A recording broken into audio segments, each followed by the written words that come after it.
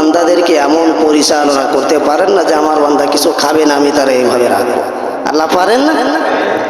রাসূলুল্লাহ সাল্লাল্লাহু আলাইহি ওয়াসাল্লাম থেকে দৃষ্টান্ত আপনারা সহজেই বুঝবেন। সাহাবীরা রোজা রাখতেন, রাসূলুল্লাহ রোজা রাখতেন। তবে রাসূলুল্লাহ সাল্লাল্লাহু আলাইহি ওয়াসাল্লাম, আমি আপনাদেরকে গতকালকেও বলেছিলাম যে যখন আমরা নবী রাসূলদের নাম নেব জোরে সোরে বলতে হবে, কোনো গোপনীয় কিছু না। সাল্লাল্লাহু আলাইহি ওয়াসাল্লাম এরা জোরে সোরে বলবে, রাসূলুল্লাহর মহব্বতে বলবে, তাহলে রাসূলুল্লাহ খুশি হয়ে যাবে। যদি আমরা কার্পণ্য করি আল্লাহর কোনো দোয়া দুরূদ, আল্লাহর কোনো তাকবীর বলতে, এরপরে কোনো স্লোগান দিতে, আল্লাহ রসুলের দরুদ পড়তে যদি কার্পণ্য করি, তাহলে তো আমি সঠিক মুমিন এখনো পর্যন্ত হতে পারি না।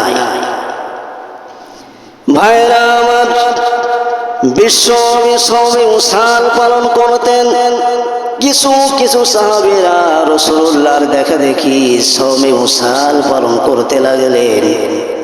রাসূলুল্লাহ সওমে উসাল মানে হলো একাধারে তিনি রোজা রাখতেন, কখনো তিনি ইফতার করতেন না, কিছুই তিনি খেতেন না, না খেয়ে রোজা। বুঝতে পারছেন?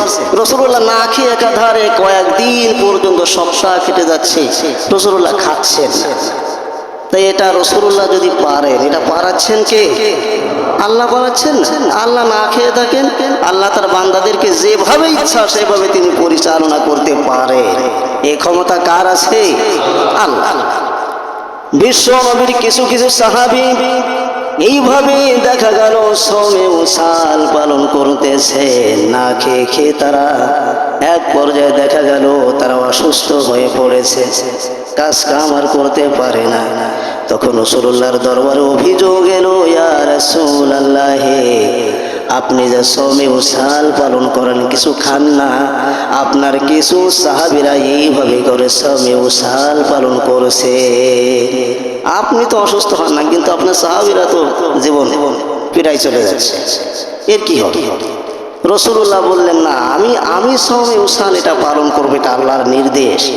এই নির্দেশ তো তোমাদের উপরে না, এটা হলো বিশেষভাবে নবী রাসূলদের ব্যাপার, এটা তোমাদের উপরে এই হুকুম না। তখন ওই সব সাহাবীরা অসুস্থ অবস্থায় রাসূলুল্লাহর পাশে বসে বসে বললেন, ইয়া রাসূলুল্লাহ, আপনি যদি সওমে উসাল পালন করেন, আমরাও সওমে উসাল পালন করব, যদিও আমাদের জীবন চলে যায়। এ হলো রাসূলুল্লাহর ভালোবাসা। কিন্তু রাসূলুল্লাহ এমন ভালোবাসা বাসতে বলেনি যে রাসূলুল্লাহকে ভালোবাসতে গিয়ে তোমার সংসার ধর্ম সব নষ্ট হয়ে যাবে। কি ভাইরা আমার, রাসূলুল্লাহ বললেন, সাহাবীরা শোনো, তোমরা তো তোমাদের চোখে দেখো আমি কিছু খাই না, মূলত এমনটি নয়, আমার আল্লাহ রব্বুল আলামিন আমাকে খাওয়ান, জোরে বলুন সুবহানাল্লাহ। তোমরা দেখো না, আমি যে খাই তা তোমরা দেখো না, কিন্তু তোমরা দেখো না যে আমি রুটি খাচ্ছি না, এরপরে খেজুর খাচ্ছি না, এরপরে আমি ছাতু খাচ্ছি না, এই তোমরা দেখছো না, কিন্তু আল্লাহ আমার জান্নাতের খাবারগুলি খাওয়াচ্ছে, সুবহানাল্লাহ। কিন্তু আমি সওমে উসাল তোমাদের সামনে পালন করছি, এটা হলো আল্লাহর নির্দেশ, এটা আমি রাখবো, তোমরা এটা রাখতে পারবে না, তোমাদের জন্য এটা নিষেধ। কারণ তোমাকে তো আল্লাহ ওইভাবে খাওয়াবে না, তোমরা তো নবী না। কথা কি বুঝেছেন ভাইরা আমার? ইয়াকুব আলাইহিস সালামের ঘরের দরজায় যে ভিক্ষুক এসেছিল, এই ভিক্ষুক এক ওয়াক্ত খাবার খেয়ে 40টি বছর পর্যন্ত আল্লাহর ইবাদত করত।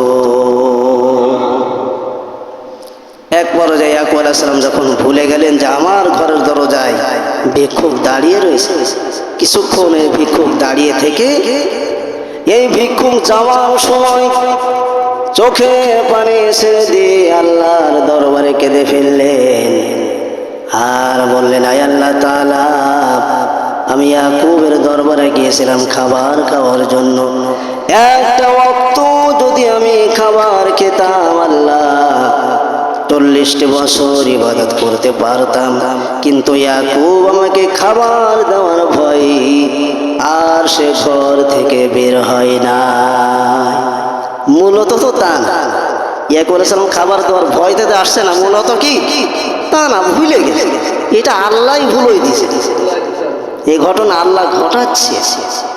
ভাইরা আমার, ভিক্ষুক যখন আল্লাহর দরবারে এই কথা বলে তিনি কেঁদে ফেললেন, আল্লাহ রব্বুল আলামিন এই ভিক্ষুকের দোয়া কবুল করে বললেন, ভিক্ষুক শোনো, মন খারাপ করো না, এই 40টি বছর আমি ইয়াকুবকে পরীক্ষা করব, তাকে আমি কষ্ট দেব।